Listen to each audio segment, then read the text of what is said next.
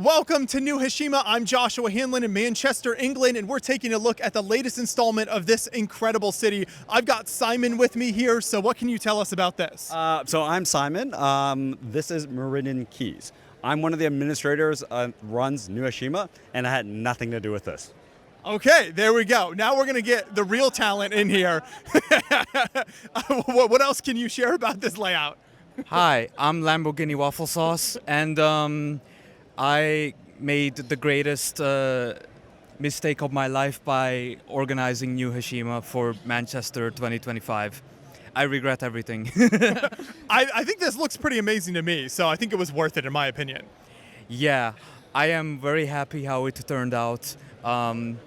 This iteration of New Hashima went through so many ups and downs, and yesterday, for the first time in a few months, I felt good about this, seeing it all come together and seeing the finished product. Just such an amazing collaboration between a lot of local builders and lots of builders coming in from abroad. So how does this expand on the original, New Hashima city that we saw in Brickworld Chicago?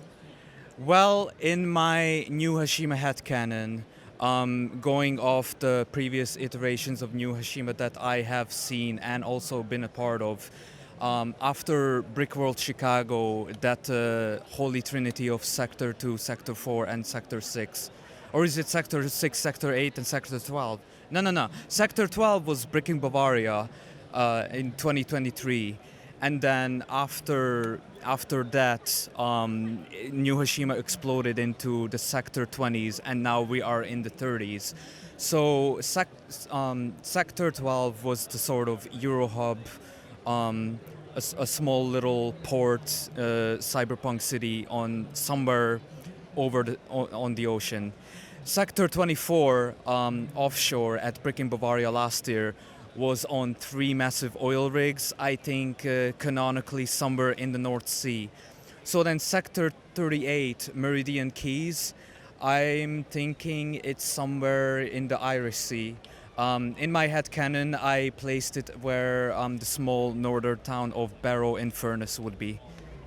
Okay. Just outside the Peak District. English geography people will know. And so what can you tell us about the builds that you have here, and then I think we'll talk to some of the other builders involved as well. Yeah. So the build. Sorry, you might have to cut that.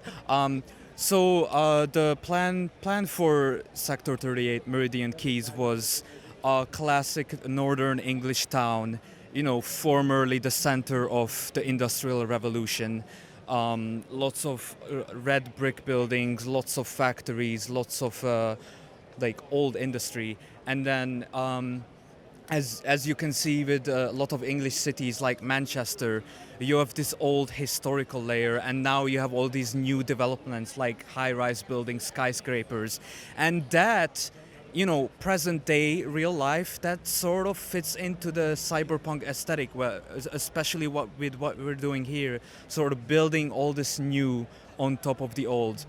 And that's the same principle that that inspired me to do Meridian Keys like this. So on the bottom layer, you'll see some roads, you'll see some docks, and you'll see a bit of a sea, and then everything is growing on top of these old brick layer, and then you top it off with a multi-level city with newer buildings and massive skyscrapers.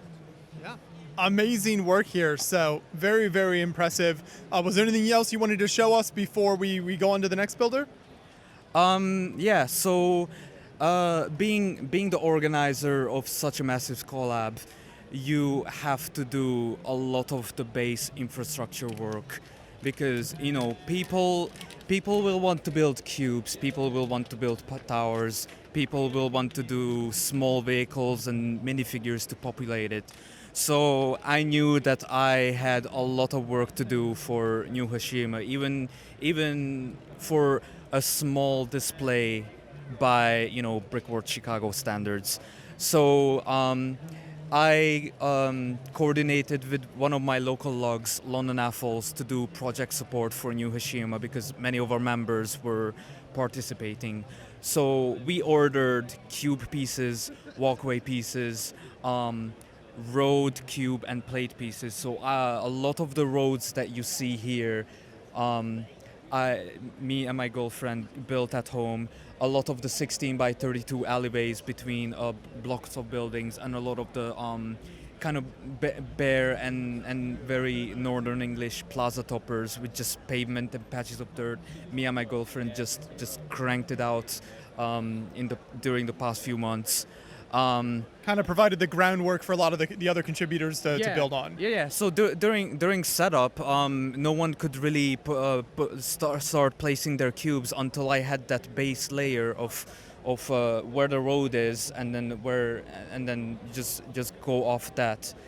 So in terms of cubes, I only built one cube. It was a 6-hour speed build on Wednesday night because we don't have mains powers at this convention hall. So we instead have to rely on these big heavy-duty battery packs. So we didn't exactly think about it until the last moment. So I built a cube big enough to fit 2 of the battery packs that are provided. I conferred with the Fairy Bricks, the organizer of this event, on what they will be providing us with. So I managed to squeeze 2 heavy-duty power banks into this warehouse cube that I built in last minute on Wednesday night. So here's one cube, and then behind that you can see there's another one. And you got a whole power station set up. Yeah, that was the inspiration with the cube. It's a lot of red brick, and it's kind of bare because, well, it was a last minute speed build, but it serves its purpose very well. I'll just leave this. Yeah.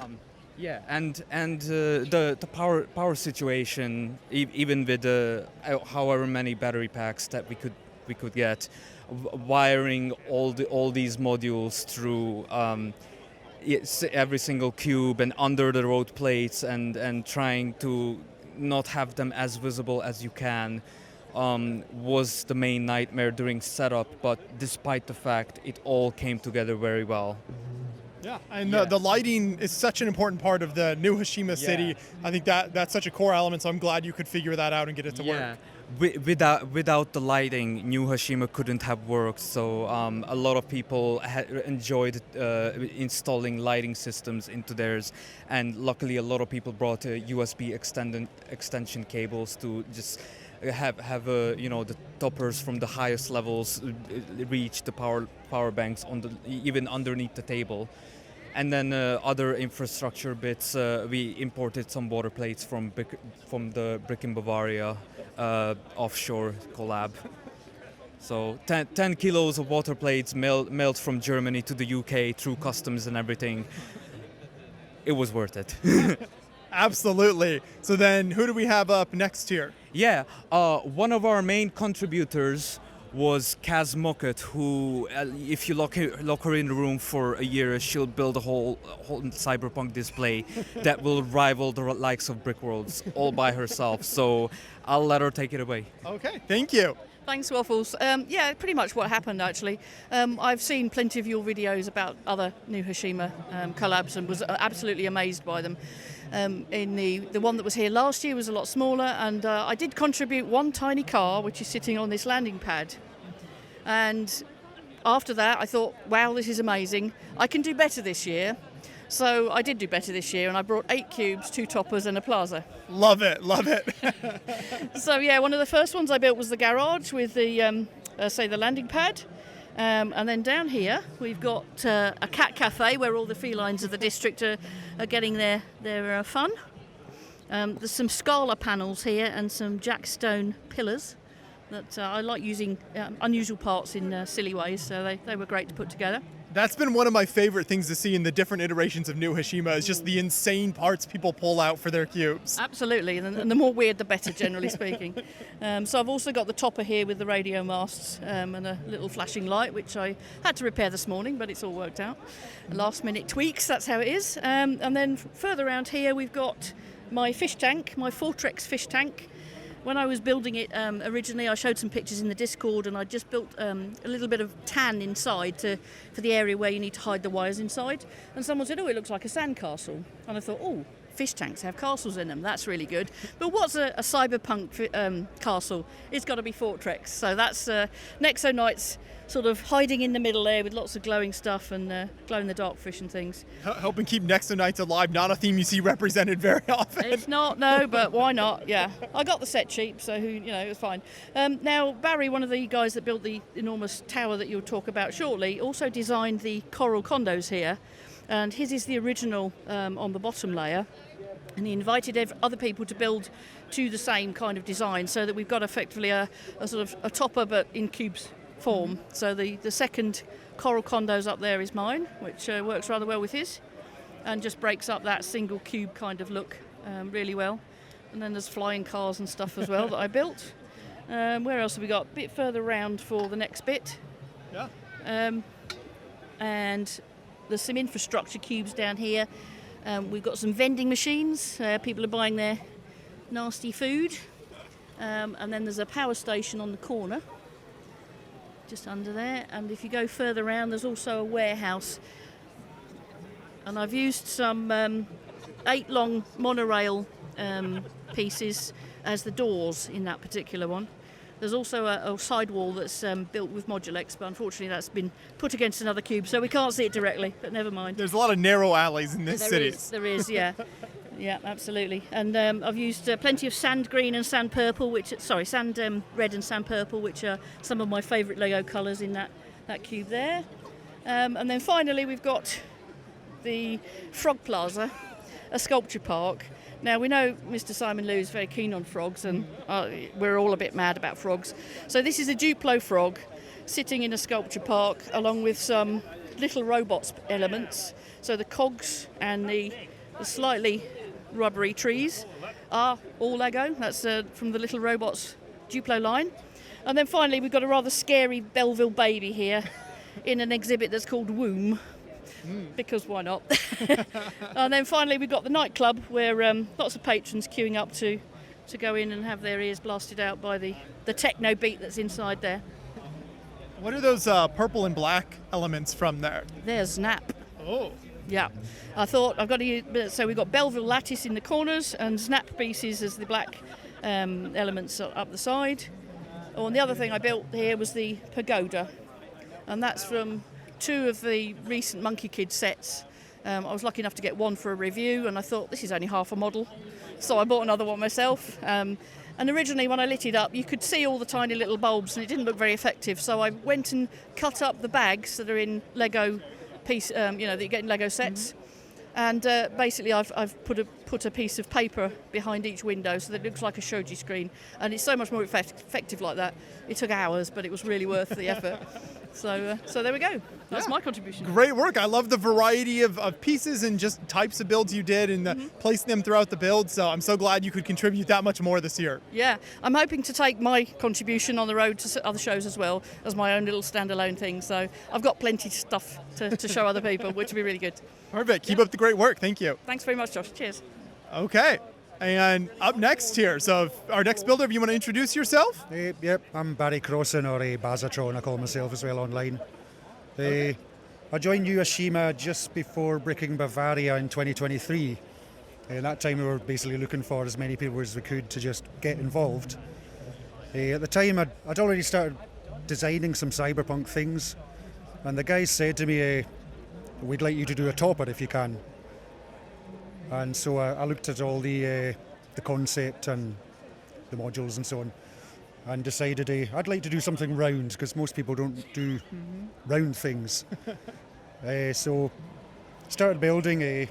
So the base had to fit with the square below, but then transition onto a round piece. So one of the easier ways to make circles is using the railway track pieces. So the railways there, I don't even know what they're for. I don't know the sets.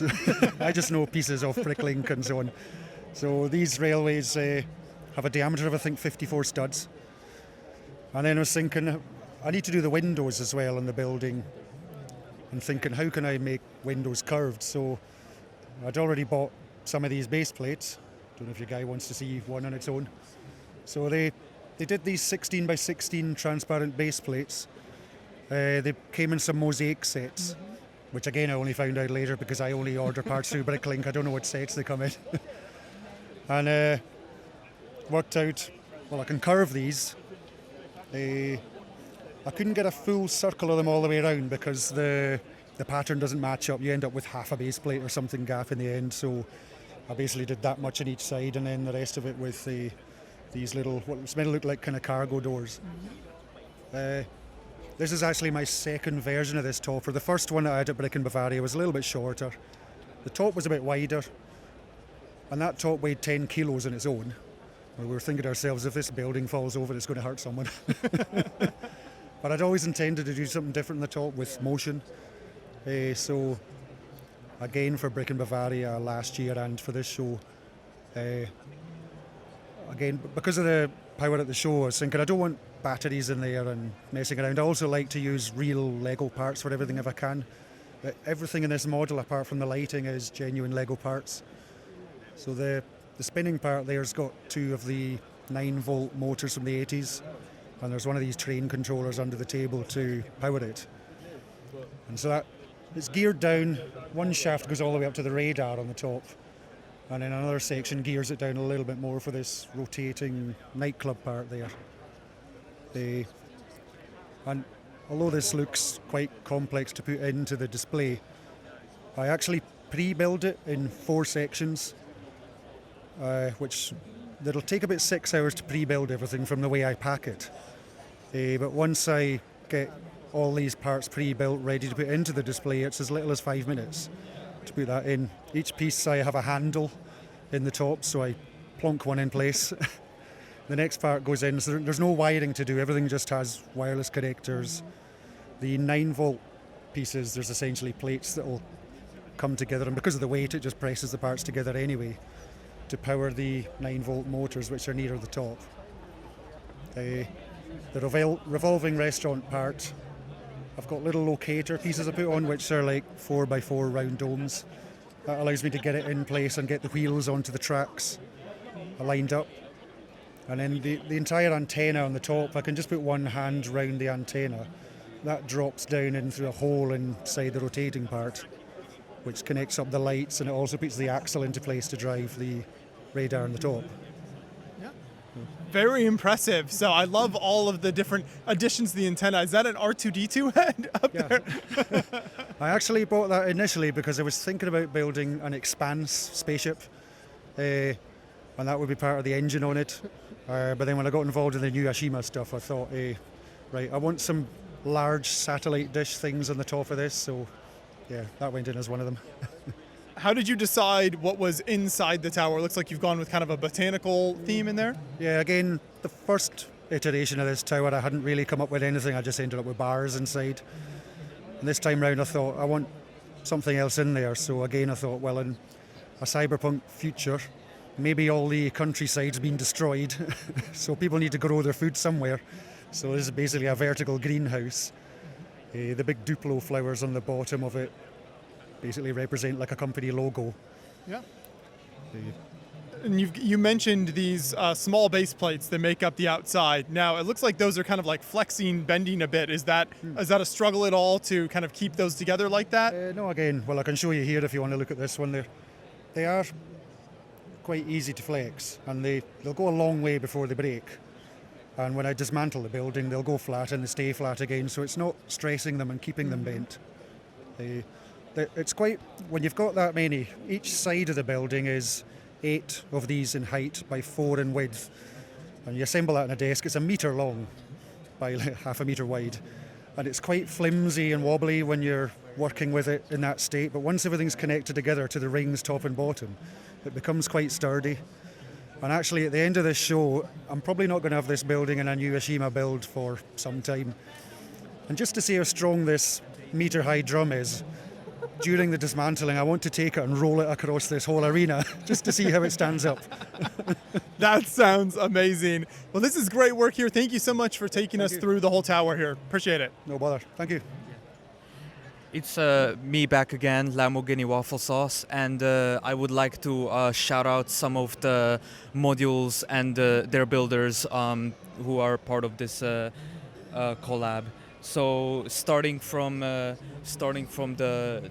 waterfront section, we had 18 water plates imported from Germany, but one of our people, Shannon, built a sunken church on a water plate, and then in the old industrial area, there's ruins of a warehouse with a junkyard and some sort of hot girl photo shoot happening. That was built by Isabel Luis. The Instagram influencers are out no matter what the city is what's happening in the city. It's cyberpunk, baby. It can't be cyberpunk without that going on. So next up, as we reach the bottom of this main tower block, we have the Romház Klub, which is a Hungarian-style ruined pub, which are very common in Budapest. This was built by Gabor, aka Gubi Systems, who has brought these cubes for the first two Bricking Bavarias and last year's Bricktastic as well. He additionally built a lot of the cars that are on the road plates, such as this one, this old hot rod, which he built at my house earlier this week. And he's even built in a working piston engine mechanism. And Very impressive at that small of a scale. yeah, and very impressive for a last-minute build as well. Going up in this column, we have a build from Philly, aka Phil's Bricks on Instagram. I placed his cube on top of Gabor's because his white building is sort of looks like it's continuing from the bottom up. On top of this block, we have a pagoda topper by Kaz Mocket. Next to it, we have my power station cube, which I demonstrated earlier. Above it is by London Falls member Jackie Britton, who built an Odeon, which is a popular cinema brand in the UK. Although, judging by the red lighting, it's more like Cineworld. Above it is a build by Jules, Northern Brickworks member, and I love that they decorated it with the Lightning McQueen's 95 livery. Above hers is a small virtual piece of Paradiso Island, built by none other than the primary Paradiso enthusiast, Cranky Bricks. And topping this column is very futuristic, some sort of particle accelerator by none other than sci-fi genius Tim Goddard. Yeah, I love the use of these old, like alien tubes there. Yeah, from Mars mission or something. Yeah, that is ingenious. I don't even know how he got the lights in there, and I don't even know how he got them to do that. But he's really good at this stuff. And if you're familiar with his style of building, this is sort of his signature style. Going around, we have on top of our road cubes Kaz's bits. She already talked about it. Lovely futuristic motorbikes taking off here. I really appreciate the ice cream cart right there. Yes, absolutely. Gotta get some snacks in Cyberpunk City, even if it costs you an arm and a leg, literally. And then over there, the coral bits are an apartment module designed by Barry, and Kaz did another one. And these are cubes that are meant to stack on top of each other as a tower, and it's nice that we have two of them. Above that, we have a build by a London Falls local called Hannah. It's a small little rooftop bar sort of area. And on level 6, probably my favorite is Great Britain's greatest export to the world. Well, I'm not even sure if it's an export because it's only in the UK. The almighty Greggs. If you know, you know. Going back to the other side, we have Eugene, aka Cologne Bricks, joining us from Germany. He really stuck to the industrial vibe of old northern England, and he's even included what looks like a 7-Eleven, which they don't have in the UK. I wish they did. I would kill for a slushie right now. That's very sad to live without 7-Eleven. Bruh, this is why all of us in the UK are sad and depressed. It's the only explanation. We have Kaz's nightclub with lots of flashing lights and even some Snap pieces. I love Snap. I was too young in that era, but I love weird, wacky stuff. And this one with the screens is built by Daniele, aka Admiral Typhoon, and we asked previous New Hashima contributor Stephen Howard, aka Galad on Instagram, to send over the animations he did for the New Hashima at Brickworld Chicago, and Daniele even included some of his own, such as the Henry Hoover bot, which I don't know if you've caught it, but that is such a great inside joke, especially in the UK. The Henry Hoover is a British icon. We have Barry's Tower. We have some plazas that we had as filler between the towers. We have GNX built by Gabor Gubi Systems. GNXs seem to be the craze as of late, even though it's a really old and obscure car for some reason. I don't know why. Actually, I do know why. Shoutouts Kendrick Lamar. We have a cube by Jens, who is a builder joining us from Norway. He's also come to Brick in Bavaria last year. Above him is a very old Japanese-inspired cube by Leon, aka the Brick Force 69. Above him is a tower by London Apple's member John Kennard. You can't see the lifts working right now. Maybe if I press the buttons here. Yeah, they work. So he is an old GBC builder who used his expertise to programming some lifts to stop on level, and it's very great because these buttons down here make it interactive for the public to sort of work it. That's amazing. You can choose which floor you want it to go to. That's really incredible. Yeah, that is incredible. Like, we have people from all sorts of Lego hobby backgrounds contributing their brightest minds and to this collab. We have a futuristic crane built by Jake, aka Jack the Mad, and it looks like to be a Gundam in assembly, which is, yes, exactly what Cyberpunk needs. I love it. And I think I covered almost all of the cubes. Not really, I forgot to do the bottom layers.